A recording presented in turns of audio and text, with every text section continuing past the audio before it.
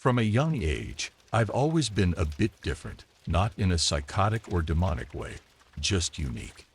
My appearance, behavior, style, and thoughts set me apart from the crowd. This distinctiveness made me an easy target for the so-called beautiful people in the world who enjoyed messing with me a lot.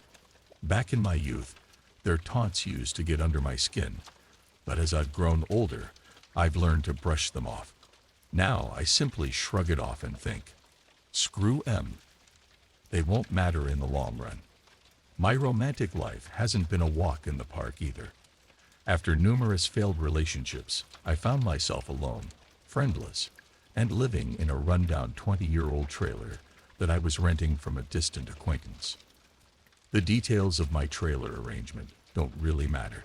What does matter is that I reached a point where I was tired of being alone. Sure, I could have found another girlfriend, but it would likely end up in the same frustrating cycle. So this time, I wanted a companion, someone who'd be happy to see me after a long day's work, enjoy leisurely walks, and be my trusty sidekick in the car. Someone who'd love me for who I am, not what I could provide. I decided to get a dog. The very next day, I woke up, hopped into my car, and drove to the local animal shelter to find myself a furry friend. Inside the shelter, I told the lady behind the desk what I was looking for, a small lapdog. She led me to the kennel area, where various small dogs were waiting for new homes. Miniature pinschers, chihuahuas, Pomeranians, and more. They were all adorable, but none felt like the perfect fit. However, tucked away at the very end, I noticed a solitary, fully enclosed crate with a small barred window in the door. I asked the lady about it, and she hesitated before telling me it was Loki, a dog of uncertain breed. He had been returned multiple times due to behavioral issues, and was slated to be euthanized later that day. I insisted on seeing him, even though she seemed hesitant. After unlocking the door, I laid eyes on Loki for the first time. Loki appeared a bit rough, with matted brown fur, crusty residue around his eyes, and an overall unkempt appearance. To be honest, he looked like he'd crawled out of a sewer and even smelled the part. But his friendly demeanor won me over.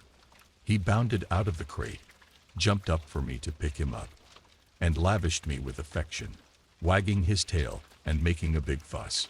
I declared, Loki won't meet his end today. He's found a new home. The lady's face filled with concern, but my decision was made. After the paperwork and licensing were sorted, I took Loki home. Our first order of business was a much-needed bath, which he surprisingly enjoyed. After that, I dried him off and used one of my old brushes, since I didn't have a proper dog brush. We headed to the local pet store, and we made sure to stock up on all the necessities to care for my new four-legged friend.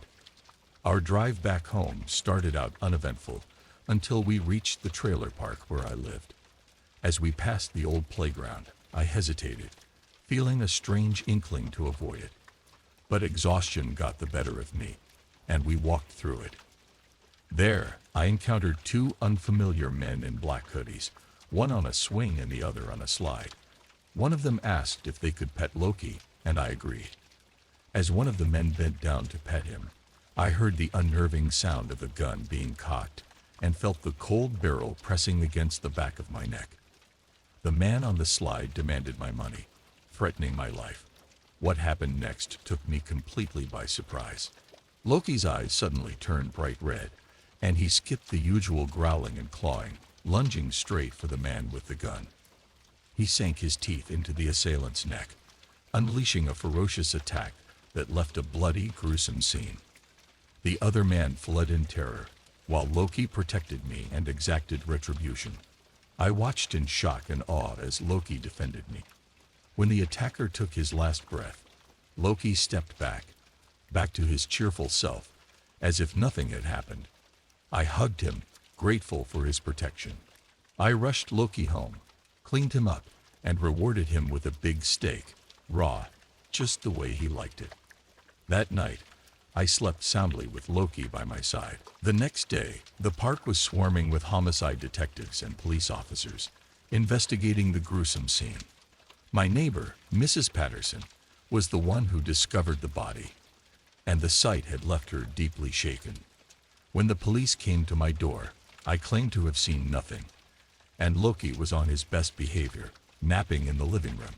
The authorities eventually concluded that a wild animal, possibly an escapee from a circus that had passed through the area, was responsible for the gruesome attack.